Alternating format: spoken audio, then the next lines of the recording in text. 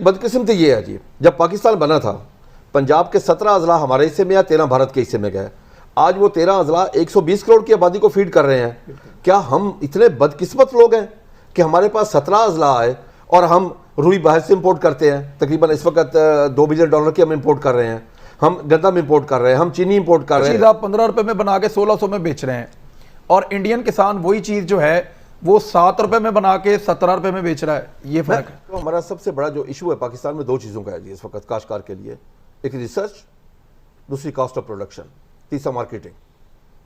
अब देखिए रिसर्च में हमारी कॉस्ट ऑफ प्रोडक्शन उस वक्त और बढ़ जाती है जब हमारी पैदावार कम होती है, ठीक है, सीड की वजह से, क्योंकि हमारे पास वो क्वालिटी सीड नहीं है, हमारे पास वो जदीद टेक्नोलॉजी हमारे पास नहीं है।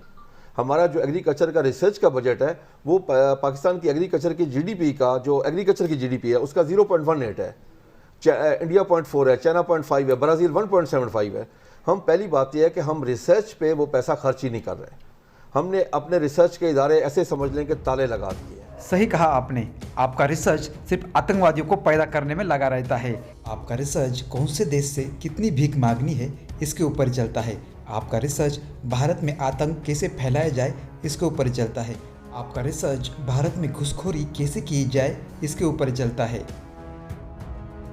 पाकिस्तान में इस वक्त ज़राअत जो है ना, हम खुद उसको पीछे धकेल रहे हैं पॉलिसी के तहत। अब गंदम को तो मुल्क तबाह हो जाएगा हमारे पास। हम दुनिया का मुकाबला नहीं कर सकते। एक चीज आप 15 रुपए में बना के 1600 में बेच रहे हैं और इंडियन किसान वही चीज जो है वो 7 रुपए में बना के 17 रुपए में बेच रहा है। ये फर्क है।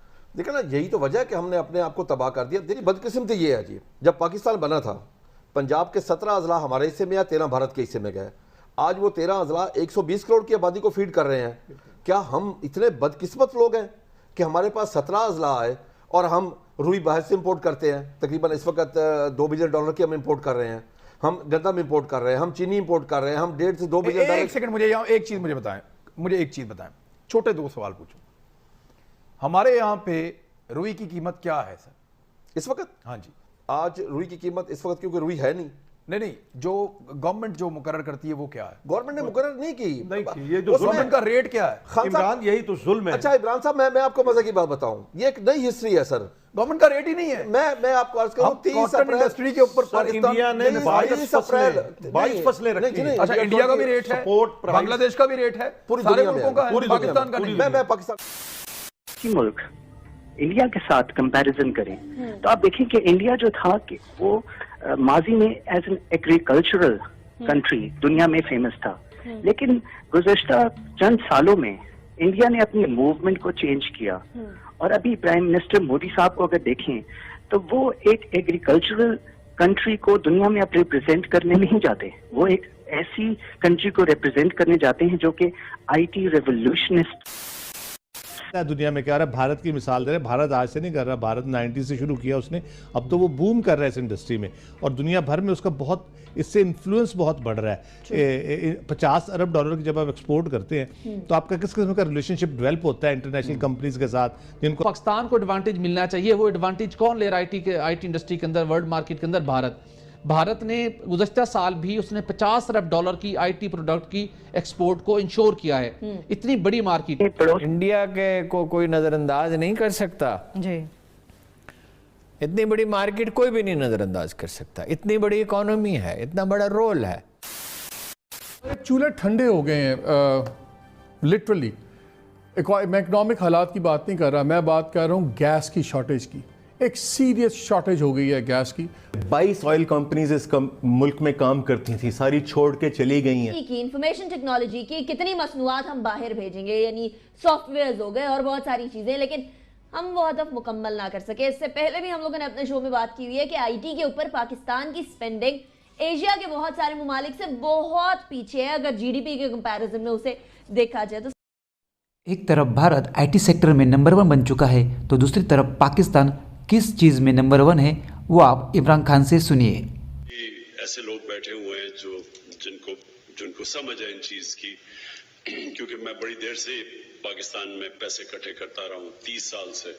सबसे ज्यादा मेरा तजर्बा है पैसे इकट्ठे करने में, सबसे ज्यादा मेरा तजर्बा है पैसे इकट्ठे करने में। यार जो बंदा हर बात में भीख मांगता है, बाहर से कर्जे ले लो, कर्जे ले लो, कर्जे ले लो। सबसे ज्यादा मेरा तजर्बा है पैसे इकट्ठे करने में।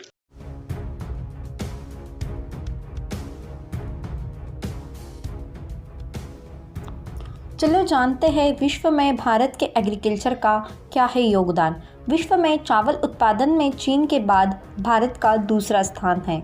भारत में खाद्यान्नों के अंतर्गत आने वाले कुल क्षेत्र के करीब 47% भाग पर चावल की खेती की जाती है। विश्व में गेहूं उत्पादन में चीन के बाद भारत का दूसरा स्थान है।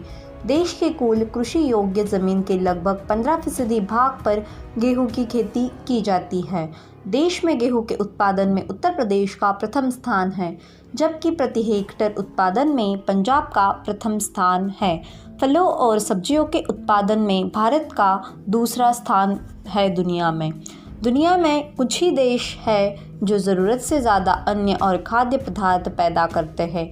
ये देश इतना अनाज और अन्य चीज़ें इतनी ज़्यादा पैदा करते हैं कि यूरोप के सारे देश मिलकर भी उतनी पैदावार नहीं उगा पाते।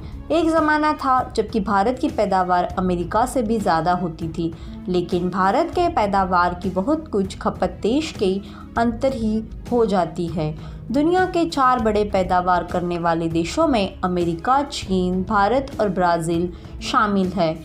ये सभी देश एक बड़े भूभाग पर खेती करते हैं। अमेरिका दुनिया के फूड मार्केट में सुपर पावर है, लेकिन भारत और चीन भी उससे कम नहीं।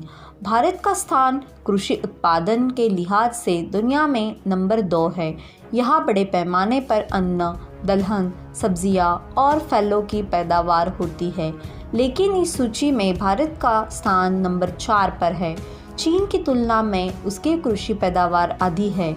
खेतों की उत्पादकता की अगर बातें करें तो भारत की जगह चीन, अमेरिका और ब्राज़ील से नीचे है। भारत में किसानों की हालत अगर बहुत अच्छी नहीं रहती तो एक बड़ी समस्या ये भी है कि देश की बड़ी आबादी गरीब होने के कारण, हालांकि भारत की जनसंख्या का तेज़ी से बढ़ना भी एक चिंताजनक वजह है।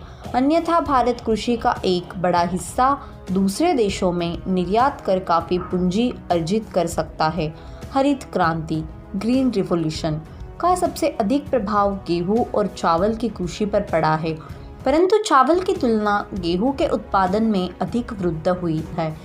अमेरिका के कृषि मंत्रालय के आंकड़ों मुताबिक देश के कुल जीडीपी में कृषि का योगदान महज 1% है। वहीं 1.3% लोग ही रोजगार के लिए इस पर निर्भर करते हैं। अमेरिका दुनिया में मक्के का सबसे बड़ा उत्पादक है, वहीं गेहूं उत्पादन में इसका दुनिया में तीसरा स्थान है। प्रथम हरित क्रांति के बाद 1983-1984 में द्वितीय हरित क्रांति की शुरुआत हुई, जिसमें अधिक अनाज उत्पादन, निवेश और किसानों की दी जाने वाली सेवाओं का विस्तार हुआ। तिलहन प्रौद्योगिकी मशीन की स्थापना 1986 में हुई। भारत विश्व में उर्वरक फर्टिलाइज़र का तीसरा सबसे बड़ा उत्पादक और उपभोक्ता देश है। पोटाशियम फर्टिलाइज़र की पूरी तरह आयात किया जाता है। आम, केला, चीकू, खट्टे नींबू, काजू, नारियल, काली मिर्च, हल्दी के उत्पादन में भारत का स्थान पहला है। दोस्तों, अगर आपने अभी तक हमारे चैनल को सब्सक्राइब नहीं किया है तो अभी कर दीजिए। अगर आपको ये वीडियो पसंद आया है तो इसको लाइक भी ज़रूर कीजिए। मिलते हैं अगले वीडियो में, तब तक गुड बाय।